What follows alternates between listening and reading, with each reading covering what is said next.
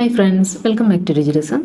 ഇന്ന് നമ്മൾ ഉണ്ടാക്കാൻ പോകുന്നത് വറുത്തരച്ച കടലക്കറിയാണ്. ഇത് നമുക്ക് പുട്ടിൻ്റെ കൂടെയോ അപ്പത്തിനോ ചപ്പാത്തിക്കോ ഒക്കെ വളരെ നല്ലൊരു കോമ്പിനേഷനാണ്. അപ്പോൾ ഇതിനായിട്ട് നമ്മളിവിടെ ആദ്യം മസാല തയ്യാറാക്കിയെടുക്കാം. ഈ വറുത്തരയ്ക്കാനായിട്ട് ഞാനിവിടെ ഒരു മുറി തേങ്ങയാണ് എടുത്തിരിക്കുന്നത്. അതിനകത്തേക്ക് 3 അല്ലി വെളുത്തുള്ളിയും ഒരു ചെറിയ കഷ്ണം ഇഞ്ചിയും കൂടി ഇട്ടിട്ട് നമുക്കിതൊന്ന് മൂപ്പിച്ചെടുക്കണം. തേങ്ങ വറക്കുമ്പോൾ എപ്പോഴും ലോ ഫ്ലെയിമിൽ തന്നെ സമയമെടുത്ത് തന്നെ വറുത്തെടുക്കുക. അപ്പോൾ ഇതൊരു 5 മിനിറ്റോളം ആയിട്ടുണ്ട്. ഒരു ചെറിയ ബ്രൗൺ നിറമായിട്ടുണ്ട്. ഈ സമയത്ത് നമുക്ക് കുറച്ച് കറിവേപ്പില ചേർത്ത് കൊടുക്കാം. ഒരു 2 തണ്ട് കറിവേപ്പില ചേർത്ത് കൊടുക്കാം. ഇനി ഇത് നല്ല ബ്രൗൺ നിറമാവുന്നവരെ വറുത്തെടുക്കാം നമുക്ക്. ഇനി ഇതിലേക്ക് നമുക്ക് 2 ടീസ്പൂൺ മല്ലിപ്പൊടി ചേർത്ത് കൊടുക്കാം. മല്ലിപ്പൊടി ചേർത്ത് ആ മല്ലിപ്പൊടിയുടെ പച്ചമണമൊക്കെ മാറി നല്ലൊരു വാസന വരുന്നത് വരെ റോസ്റ്റ് ചെയ്തെടുക്കാം. പൊടികൾ ചേർത്ത് കഴിഞ്ഞാൽ പ്രത്യേകം ശ്രദ്ധിക്കണം. എപ്പോഴും ഇളക്കിക്കൊണ്ട് തന്നെ ഇരിക്കുക, കരിഞ്ഞു പോകാണ്ട് തുടർച്ചയായിട്ട് ഇളക്കിക്കൊണ്ടിരിക്കുക. ഇനി ഇതിലേക്ക് നമുക്ക് 1 ടീസ്പൂൺ മുളക് പൊടി, കുറച്ച് ഗ്രാമ്പു, ഏലക്ക, കറുവാപ്പട്ട, ജാതിപത്രി, തക്കോലം ഇത്രയും ചേർത്തിട്ട് വീണ്ടും മൂപ്പിച്ചെടുക്കുക. നമ്മുടെ മുളക് പൊടി നല്ലൊരു ബ്രൗൺ നിറമായി അതിൻ്റെ ആ ഒരു കുത്തൽ മണമൊക്കെ മാറുന്നവരെ വറുത്തെടുത്തതിന് ശേഷം നമുക്കിതിലേക്ക് 2 ടീസ്പൂൺ പെരിഞ്ജീരകം ചേർത്ത് കൊടുക്കണം. പെരിഞ്ജീരകം നമ്മൾ ഏറ്റവും അവസാനമാണ് ചേർക്കുന്നത്.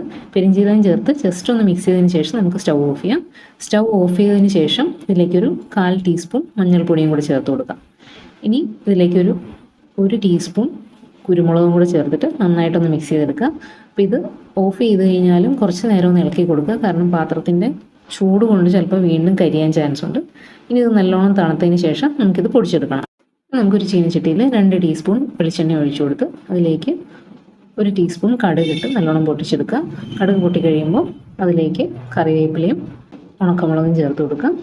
ഇതെല്ലാം മൂത്ത് കഴിയുമ്പോൾ നമുക്കിതിലേക്ക് ഒരു പകുതി സവാള ചെറുതായി മുറിച്ചത് ചേർത്തിട്ട് നന്നായിട്ടൊന്ന് വഴറ്റിയെടുക്കാം. നമ്മളിപ്പോൾ വഴറ്റുമ്പോൾ കുറച്ച് ഉപ്പ് ചേർത്തിട്ടാണ് വഴറ്റുന്നത്. ഇത് വഴറ്റി നല്ല ഒരു ബ്രൗൺ നിറമാവുന്നവരെ നമുക്കൊന്ന് ചെറിയ തീയിൽ തന്നെ വറുത്തെടുക്കാം. അപ്പോൾ ഇത് പാകമായിട്ടുണ്ട്. ഇനി നമുക്കിതിലേക്ക് ചെറുതായി മുറിച്ച നല്ലോണം പഴുത്ത ഒരു തക്കാളി ചേർത്ത് കൊടുക്കാം. ഈ തക്കാളി ചേർത്തിട്ട് ഈ തക്കാളി നല്ലോണം വഴന്ന് സോഫ്റ്റായി അതിൻ്റെ എണ്ണയെല്ലാം തെളിയുന്നത് വരെ നമുക്കിതൊന്ന് വഴറ്റിയെടുക്കാം. അപ്പോൾ ഇത് അടച്ചു വെച്ച് വഴറ്റി കഴിഞ്ഞാൽ പെട്ടെന്ന് വഴന്ന് കിട്ടും. അല്ലെന്നുണ്ടെങ്കിൽ ഓപ്പണായിട്ട് തന്നെ വിട്ടാലും മതി, കുഴപ്പമില്ല. പിന്നെ അത് വേകുന്ന സമയം കൊണ്ട് നമുക്ക് നേരത്തെ റെഡിയാക്കി വെച്ചിരിക്കുന്ന മസാല നല്ലോണം പൊടിച്ചെടുക്കാം. നമ്മൾ വെള്ളമൊന്നും ചേർക്കാണ്ട് നല്ല ഫൈനായിട്ട് പൊടിച്ചെടുത്തിട്ടുണ്ട്. നമ്മൾ ഈ വഴറ്റിയിരിക്കുന്ന തക്കാളിയിലേക്ക് ആ മസാല ചേർത്തിട്ട് നന്നായിട്ടൊന്ന് മിക്സ് ചെയ്ത് കൊടുക്കാം. നമ്മുടെ കടലക്കറിക്ക് നല്ലൊരു ബ്രൗൺ നിറം കിട്ടാൻ വേണ്ടിയിട്ടാണ് നമ്മളിങ്ങനെ ചേർത്ത് പൊടിച്ചെടുത്തിട്ട് ഇതിനെ ഒന്ന് വഴറ്റിയെടുക്കുന്നത്. ഇതല്ലെന്നുണ്ടെങ്കിൽ സാധാരണ നമ്മൾ തീയിലൊക്കെ ഉണ്ടാക്കുന്ന പോലെ വെള്ളം ചേർക്കാണ്ട് അരച്ച് നല്ല എണ്ണ പരുവത്തിലാക്കി എടുക്കാവുന്നതാണ്. ഈ ഒരു രീതിയിൽ ചെയ്യുമ്പോൾ നല്ല കുറുകിയിട്ടുള്ള കടലക്കറിയാണ് നമുക്ക് കിട്ടുക. ആ മസാലയുടെയൊക്കെ ഒരു ഫ്ലേവർ കുറച്ച് മുന്നിട്ട് നിൽക്കും. അപ്പോൾ അതുകൊണ്ട് ഈ രീതിയിൽ ചെയ്യുന്നതാണ് കുറച്ചും കൂടെ ടേസ്റ്റ്. ഇനി ഇതിലേക്ക് നമുക്ക് ഒരു 1/4 കപ്പ് കടല വേവിച്ച് വെച്ചിട്ടുണ്ട്, അത് ചേർത്ത് കൊടുക്കാം. അതിൻ്റെ കൂട്ടത്തിൽ തന്നെ നമ്മൾ ഇതിനകത്തേക്ക് ഒരു കപ്പ് വെള്ളവും കൂടി ചേർക്കുന്നുണ്ട്. നമുക്ക് കടലക്കറി എത്ര ചാറിലാണോ വേണ്ടത് അതിനേക്കാളും കുറച്ചും കൂടുതൽ വെള്ളം ചേർക്കുക. വെള്ളം ചേർത്തിട്ട് നമുക്കിതൊന്ന് കുറച്ച് നേരം ഒരു 5 മിനിറ്റ് ഇരുന്ന് തിളച്ച് കുറുകി വരണം. അപ്പോഴാണ് കടലക്കറിക്ക് നല്ല ടേസ്റ്റ് ഉണ്ടാവുക.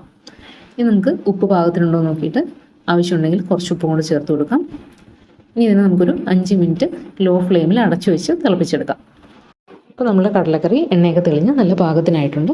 ഇനി നമുക്ക് സ്റ്റൗ ഓഫ് ചെയ്തതിന് ശേഷം ഇതിലേക്ക് ആവശ്യമുണ്ടെങ്കിൽ ഒരു നുള്ള് ഗരം മസാലയും കൂടി ചേർത്ത് കൊടുക്കാം. ഇതിൻ്റെ കൂട്ടത്തിൽ തന്നെ 1 തണ്ട് കറിവേപ്പിലയും കൂടി ചേർത്ത് കൊടുക്കാം. അപ്പോൾ നമ്മളുടെ വളരെ ടേസ്റ്റി ആയിട്ടുള്ള കടലക്കറി റെഡി ആയിട്ടുണ്ട്. എല്ലാവരും ട്രൈ ചെയ്ത് നോക്കുക. ട്രൈ ചെയ്ത് നോക്കിയിട്ട് നിങ്ങളുടെ ഫീഡ്ബാക്ക്സ് അറിയിക്കുക. വീണ്ടും മറ്റൊരു വീഡിയോ കാണുന്നവരെ എല്ലാവർക്കും bye. Thank you for watching.